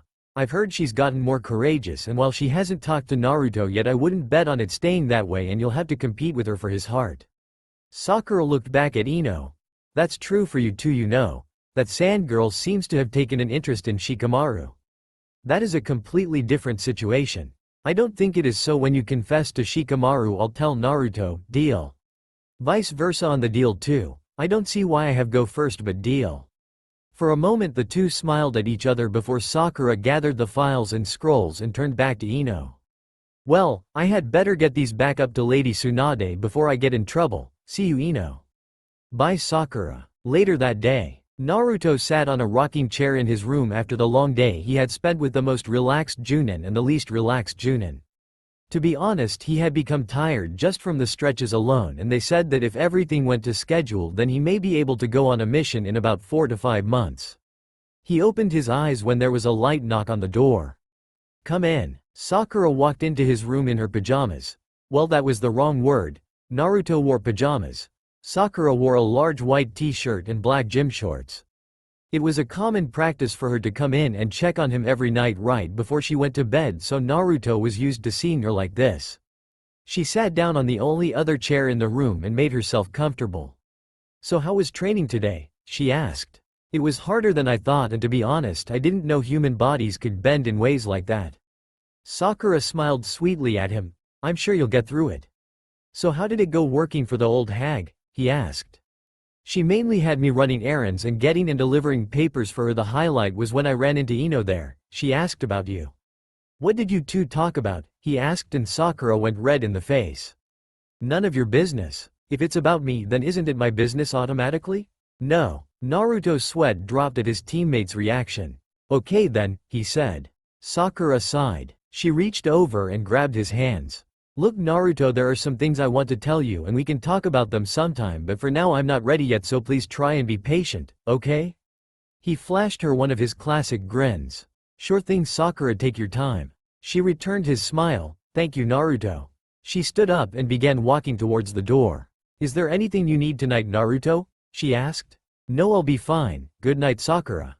Good night, Naruto. And with that, Sakura went to her room. She knew for sure she had strong feelings for Naruto, and while she wasn't sure they were love yet, she thought they were, and she would find out, but for now she would go to sleep with dreams about the future. However, unknown to the two young ninja, there is a crow watching the house from across the street, and if one was to look closely they would see two Sharingan eyes. A few miles outside the Leaf Village, a young man with black hair and dressed in a black coat with red clouds opened his eyes. This is most interesting. I wonder how this will turn out. I can't believe I'm doing something this lame again, Naruto said as he pulled another weed out of the flower bed, with Sakura looking over his shoulder to make sure that he doesn't pick the flowers this time. He had been approved for D-rank missions a month ago, but he hadn't done any until the previous week as he was trying to get used to his new training. He was even being tutored by Iruka during the weekends to help improve his mental skills for on-the-field work. Not to mention that the not-so-dynamic duo of Kakashi and Guy probably made the weirdest pair of teachers to ever grace the elemental nations. Don't complain too much, Naruto. Lady Tsunade could always take you off the active roster and you would get to train with Guy-sensei and Lee every day. Sakura said, making Naruto involuntarily shiver at the thought. Yes, Guy was okay in his own way, and Lee was a good friend, but he doesn't think he could spend every day with them. Being stuck with them 3 to 4 days a week for a couple of hours had made him look at Neji and Tenten with a bit awe at dealing with the two youthful ninja without losing their minds. I could live without that, Naruto said as images of unbreakable sunset genjutsu popped up in his mind. Lee can't even use genjutsu, so how does he make that sunset? He thought to himself. You'll live through it, Sakura said, giggling a bit at how Naruto had paled in complexion. Naruto had been working hard, as usual, in trying to become capable of doing missions outside the village. More than once he had pushed himself too hard and Sakura, Kakashi, and whoever else was with them would force him to take a break. Things had gradually begun to look better in the Leaf Village as old buildings were repaired and new ones were built. There were even envoys coming and going from the village. The Sand Village Council wanted to make a peace treaty with the village and they would take turns sending representatives to the other villages. Ino had told Sakura that there was a rumor that the new case cage would be chosen soon, which was good because even if the Leaf and Sand agreed on a treaty they would still need both cages to sign it, and that would be pretty difficult for the Sand to do as they currently didn't have one. "Hey Naruto?" she said, catching the blonde's attention. "Yeah Sakura, what is it?" he said. "Who do you think the next case cage will be?" She was honestly curious as when she had seen the Sand Ninja who had helped with the Sasuke retrieval mission. Even though they had previously been enemies, they seemed genuinely worried for Naruto. Even Gaara, who still scared Sakura, had come with the envoys from the Sand Village and would usually come by and check on him right after getting into the village. Naruto thought back to a memory he had. Flashback jutsu. Naruto lay in his hospital bed just staring at the ceiling. Sakura had gone home to see her parents and he was currently alone until the next time a nurse came in to check how he was doing. "Naruto Uzumaki," a dark voice said. Naruto looked in the direction, and if it had not been for the medicine the old hag had given him he probably would have jumped out of his skin. There, in a dark corner of the room was Gaara, the Jinchuriki host of the One Tail. "How long have you been in here standing there?" Naruto asked, his voice quiet, both because of his injuries and the fact that everything about his current situation was creepy. Gaara ignored his question. Walking towards him he looked Naruto up and down. "Are you in pain?" he asked with the smallest amount of concern in his voice. "Yeah, but it's not as bad as it was since Granny gave me something to help, but it still hurts in my chest." Gaara nodded again, thinking back to the day that the Sasuke retrieval mission had happened. He remembered how afraid he had felt when he saw the white-haired man, who he now knew as Kakashi Hitaki, carrying the bloody body past him and the boy named Lee. He and Lee both had looked at each other with horrified faces, and even with the exhaustion they felt and their injuries they rushed as much as they could back to the village. It wouldn't be until after he arrived that he would find out that it was the Uchiha that had given the young Uzumaki those injuries, and he swore to himself that if Naruto died he would make sure that the Uchiha would as well. "I will try to keep my visit short then, but I wish to ask you a question and hear your response." Once Gaara saw that he had Naruto's attention he continued. "You wish to be Hokage one day, why?" Naruto looked surprised at the question, but then he looked thoughtful and scratched his chin. Gaara noticed that his right arm didn't move at all but decided not to ask about it. "Well, originally I wanted to become Hokage just so people would stop ignoring me and have to pay attention to me and show me respect," Naruto said. Gaara noticed the past tense. "And now?" Naruto looked up at him with a smile. "Now I have friends. People that I love and that love me, and I want to protect them. So I want to be Hokage to protect the people who are precious to me." Gaara gave a small smile. "I see, thank you for your honesty. Hopefully one day we can greet each other as fellow Kage." Naruto smiled at the Sand Ninja. "Bet on it." Naruto reached to the side and pulled up a fruit basket. "Hey, busy brow and bushier brow sensei got this for me. But I can't eat most of it right now and since it'll go bad, do you?" He paused because as he turned around Gaara had disappeared just as mysteriously as he had before. "Want any?" He quickly darted his head around the room and looking at all the room that he could see from his bed. When Sakura arrived an hour later she was confused when Naruto asked her to search every dark corner, crevice even under the bed. After she had finished and told Naruto that there was no one around all he did was give the fruit basket a look. Maybe he doesn't like fruit. Huh? Sakura just became even more confused. End of flashback jutsu. "I'm going to bet on Gaara," Naruto said. "Really? Why do you think that?"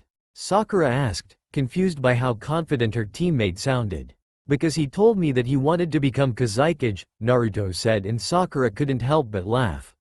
"Why does that sound familiar?" Sakura said playfully. "I don't have a clue," Naruto said with the same tone. They both laughed together for a moment. "This is fun," Naruto said. "Picking weeds?" Sakura said. "No, just laughing at stupid stuff and picking on each other," Naruto said. "Yeah, it is," Sakura said, flashing him a smile. They just looked at each other for a moment before Sakura talked to Naruto in a soft tone. "Naruto?" she said. "Yes, Sakura?" he said back, hypnotized by her voice. "You'd better hurry, you have training with Guy-sensei and Kakashi-sensei in 2 hours." As soon as the words reached Naruto's brain and he processed what she said he took on a disappointed look. "Don't do that to me, Sakura," he said, in a mostly fake pout. Do what? She said innocently. Hey you two. A vice cried at them across the street, drawing their attention. Ayame. Naruto cried happily at seeing the person who was as close to a big sister as he had. How are you doing today, Ayame? Sakura said politely. I'm pretty good. Today's the day my dad gave me off, so I decided to do some shopping, Ayame said, walking across the road to the young genin. So are you back on missions already? She asked Naruto, seeing the pile of weeds beside him. It was no secret that after Naruto got out of the hospital she had become even more protective of him. Yeah, but Granny's only letting me do these stupid D ranks that even Konohamaru could do. Well, Konohamaru didn't have a hole punched through his chest, Ayame said in a tone that told him that he should know better than to complain. Seriously Naruto, you almost died and had a lot of people worried, Ayame said, flashing him a sad look that made him feel guilty and made him remember one of his checkups with Tsunade. Flashback jutsu. Tsunade's hand glowed green as it lingered over Naruto's right side. She hummed to herself in thought as she finished the diagnostic jutsu. You seem to be recovering well. Thankfully the Nine Tails chakra seems to be helping your body recover and adapt with the new injuries and limitations you now have. You're fortunate to be alive, Naruto. If Kakashi had even been a few seconds later we wouldn't be talking, Tsunade said sternly to the young blonde. I know, Grandma, everyone has already said I almost died. No, Naruto, Tsunade said, cutting him off. You did die. Your heart stopped multiple times and we were luckily able to restart it and repair your body enough to be stabilized, but I want you to remember, Naruto, that you died on the table and it's a miracle that you came back. Naruto sat there unable to speak. Tsunade continued, I'm telling you this for a very specific reason, Naruto. Medical ninjutsu has its limits. It can only heal so much and a medical ninja cannot bring the dead back to life. Your regenerative healing factor is the same. It can heal you of cuts, bruises and broken bones in record time, but getting your lung destroyed? Not possible. We managed to patch it up to where it works, but your lung is only able to work at around 30% of what it was capable of. Your body is healing itself as best it can and we're using medical ninjutsu to help you recover faster, but you will never be able to take the hits and damage that you used to. She stopped, letting her words sink into the somber blonde. Your right arm's chakra system is all messed up. If you'll remember, most jutsu needs hand signs, and how this all affects you is simple. If you think of a person's chakra system as being like their circulatory system, then you know you have pathways for the chakra to travel. However, there are also places where the chakra exits, and at these exits, there is something that normally allows the person to mold their chakra. In the ninja world we mainly use the ones in our ringers to mold our chakra via hand signs. However, in your hands most of these spots that allow for you to mold chakra in your fingers was destroyed by this dark chakra Chidori's lightning. What this all means is that you can no longer do things the same as you used to, Tsunade said. I know that, Granny. I know I have to figure out a new way to fight. He was cut off again. That is not what I meant. You will have to learn how to do almost everything differently. You'll basically have to learn to live differently. Tsunade yelled back at Naruto. Present. Sorry, I promise I'll try to never worry you like that again, Naruto said in a serious tone that surprised the two girls. Anyways, I'll let you get back to your mission, but I want you to visit soon, Naruto. Dad misses you. I will, Ayame. Tell him I said hi, Naruto told her as she left. 4 hours later. I want to summon Gamabunta, Naruto yelled as Kakashi, Sakura and Guy watched as Naruto yelled at the Toad Sage, Jiraiya. Naruto had trained with Guy and Kakashi for well over an hour in defensive moves, kicks, reversals and various other things when Jiraiya had turned up. Apparently his last mission ended early and he had tracked Naruto down after having a talk with Tsunade. When Kakashi and Guy had given him permission to train Naruto for the rest of the time they had, Jiraiya had decided to try to teach Naruto to summon without hand signs. Jiraiya wanted him to go for Gamakichi or Gamatatsu. Naruto wanted to impress everyone by summoning the boss, Gamabunta. So with the two most stubborn leaf ninja with different views, they had naturally begun to argue. Jiraiya face-palmed as he realized they were running out of time. Look, you brat, the summoning jutsu has recoil to it, so the more powerful the summon the more stress it puts on your body, and Tsunade only gave us permission to summon toads the size of Gamakichi, so we are summoning Gamakichi. Naruto prepared to argue back only for Sakura to walk up behind him and slap the back of his head. I may not be able to punch you, but I guess slapping your head when you're being stupid will have to do, she said, taking a breath. Naruto, you are a 13-year-old genin and Lord Jiraiya is a master of using the summoning jutsu. So in other words, I'm sick of you two arguing, so shut up and listen to him, she said before walking back to where Kakashi and Guy were. She has the same temper as Tsunade, Jiraiya thought, remembering when he had a similar argument with his sensei Sarutobi and Tsunade had said almost the same thing as Sakura. Talk about deja vu, he muttered to himself before turning his attention back to Naruto. Now that that's dealt with, I should explain how you'll need to learn to do this. I can summon without hand signs, Jiraiya said, biting his thumb. But I usually don't because it takes longer than it takes to use hand signs. At this, Jiraiya spread a line of blood on his right hand and took on a face of concentration. After a moment he slammed his hand on the ground with a yell of summoning jutsu. There out of the smoke appeared an orange and yellow toad the size of a grown man. Cool, pervy sage, teach me how you did that, Naruto yelled with stars in his eyes. He fell for it hook, line and sinker, was the collective thought of those present. Jiraiya grinned proudly. You see, normally when you perform the hand seals it connects you with the contract, allowing you to create the time-space seal without actually drawing it yourself. But to use it without hand signs you need to tap into the connection you have with toads through the contract. Gather up chakra in your hand after applying blood and draw the seal in your mind, and then you can summon, he said boastfully. Huh? Naruto said, clueless. Jiraiya sighed. Let me put it this way. You tap into your inner toad, put blood on your hand like normal, imagine the seal and then try to summon Gamakichi, he said slowly. Naruto's face lit up. Now I get it. I sure hope so, Kakashi said on the side of the field from behind his book. Understanding it and doing it are two different things, Naruto, don't get, Sakura said. Yosh, let the flames of youth become an inferno of youth, Guy said, performing the nice guy pose. What does that even mean? Kakashi said, sweat dropping at the sunset image that had appeared behind the green-clad Junin. Naruto looked at the Sannin with a look of exasperation. But I don't know how to make that seal, he complained. I know, Jiraiya said with a grin as he pulled out a scroll and opened it to reveal a storage seal. Activating the seal, there was a puff of smoke which revealed a pile of books and scrolls. Naruto fell to his knees surrounded by a cloud of depression. You have got to be kidding me. I can't read all of those, he said, eyeing the books and scrolls in disdain. Oh, you'll read them all, I'll make sure of it, Sakura said. Save me, he said to his two Junin trainers. Knowledge is youthful, young Naruto, Guy said. Reading is fun, Kakashi said, looking up from his book. Traitors, Naruto said. Start with this scroll. Chapter 1 fits you perfectly. Space-time seals for dummies, Jiraiya said, handing him one of the books from the pile. Why me? Naruto said. Since you'll be here reading, Naruto, I have somewhere to be, Sakura said as she began to leave the training ground. Sakura, wait, you can't just leave me here alone, Naruto cried, reaching out for her dramatically. You'll be fine, I promise, and you're not alone. Kakashi-sensei, Guy-sensei and Lord Jiraiya are here too. Naruto cried anime tears as she left and Jiraiya began pointing things out that he needed to pay attention to in the book. And after we do some studying we'll do a 2-hour meditation session.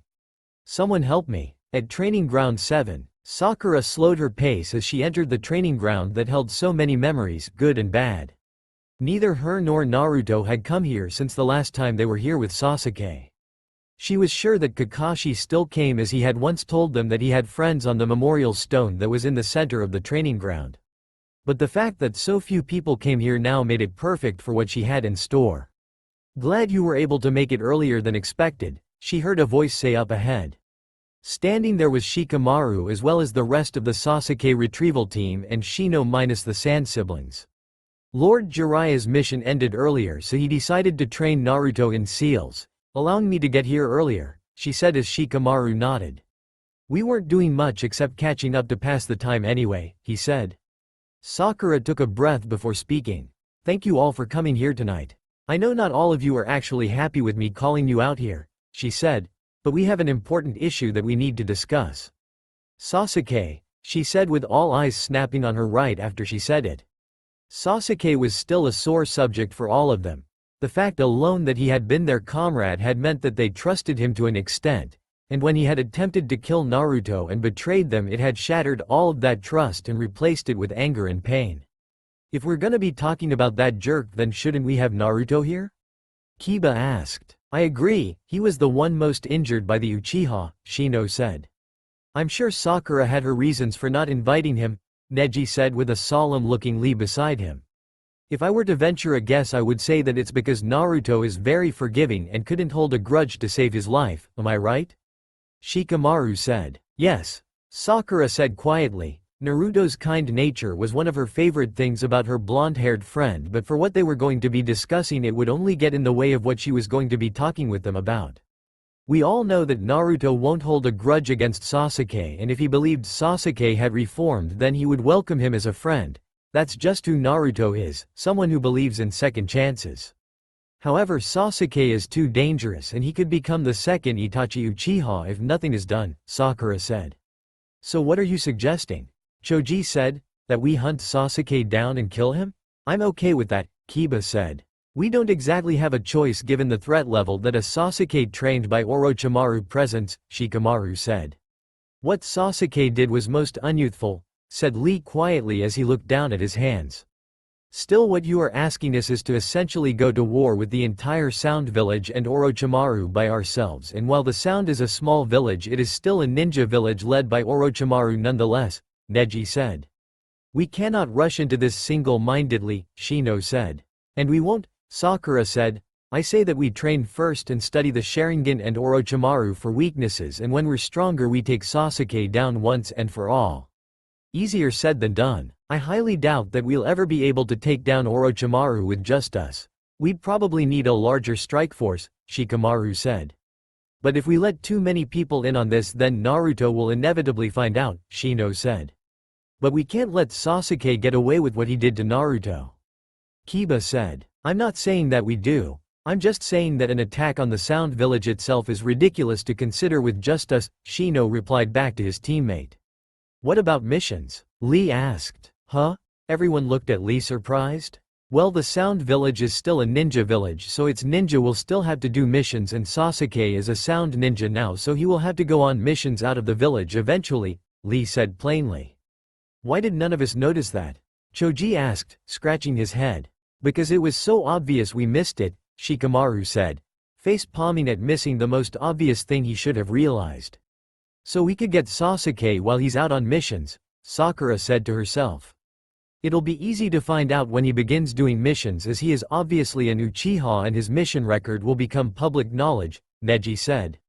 Then we could find out about a mission he's on, or draw him out with a mission he can't refuse. Sakura said in understanding at how they could accomplish their task.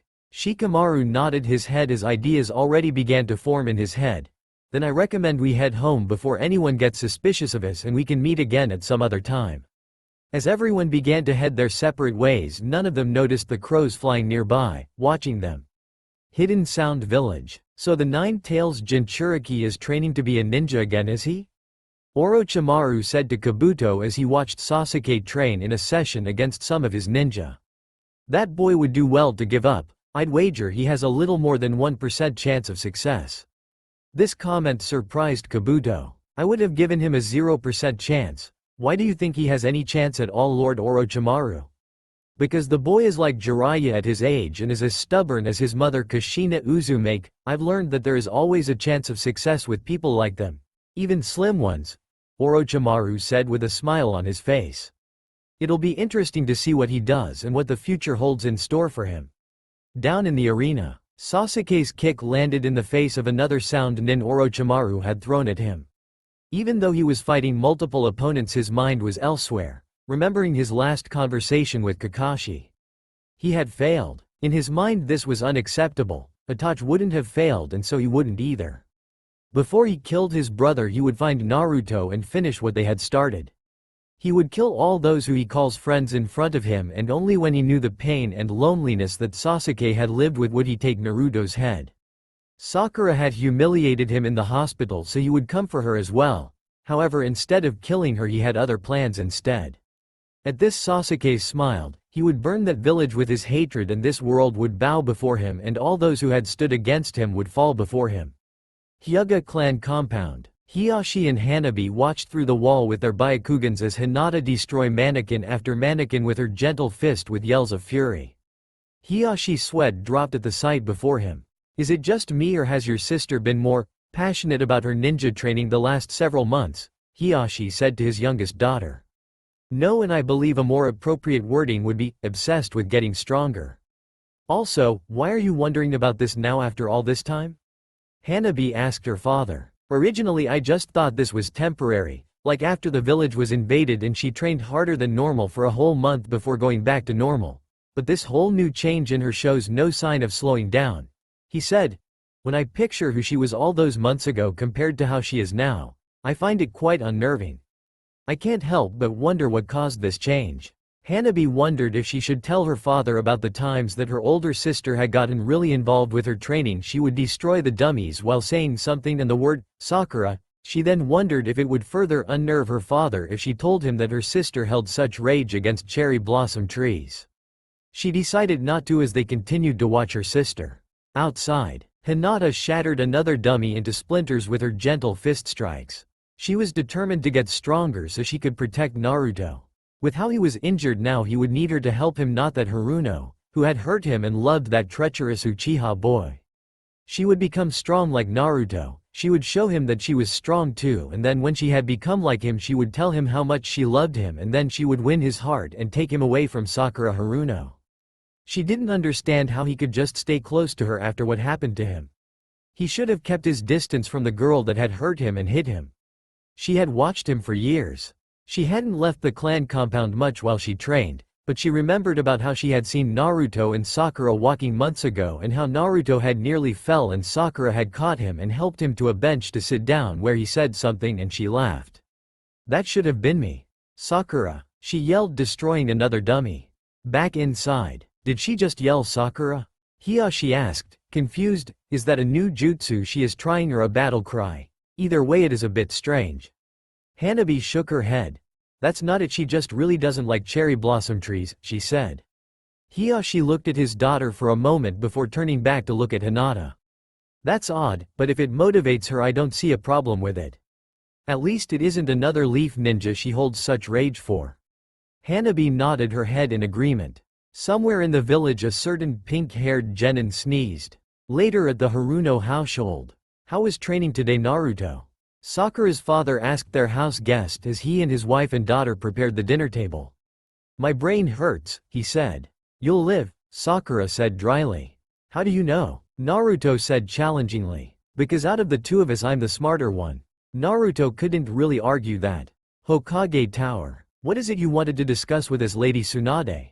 Asuma asked as he, Kakashi, and Jiraiya stood in front of her. Well, after Naruto's last checkup I found that he could do a mission outside of the village as long as he took it easy and there was no fighting. Tsunade said. So you want to send Naruto out on a mission? What kind of mission is it, Lady Tsunade? Kakashi said. An A rank. A what? Kakashi looked like he was about to have a conniption. Not a dangerous one. In fact, the only reason they have that ranking is because of the importance placed on the mission, not the actual threat level itself. Tsunade said, and after Kakashi visually calmed she continued. I want them to take the signed treaty to the Sand Village for the new case Cage to sign at his ceremony in 7 weeks. That's 6 weeks you have to prepare Naruto for a mission outside the village. I plan on sending Sakura and Shikamaru as well, but I think this mission will do Naruto good, and if they were attacked then the attacking party would risk incurring the wrath of 2 of the 5 great villages. I honestly do not believe that there is anyone alive that's stupid, she said. Still, in case of an emergency I was wondering if there is anything you can teach Naruto that would help him in that situation, she said, looking at Kakashi, who scratched his chin with a single finger. Guy did mention something we could teach Naruto, but it has its risks, he said. You're not talking the 8 inner gates, are you? Because the second gate could destroy the boy's lung and kill him. Asuma said. Actually, once he's completely recovered he could go up to the 3rd gate, but no, it's not the 8 inner gates but something else entirely. What is it? Jiraiya asked the silver-haired Junin.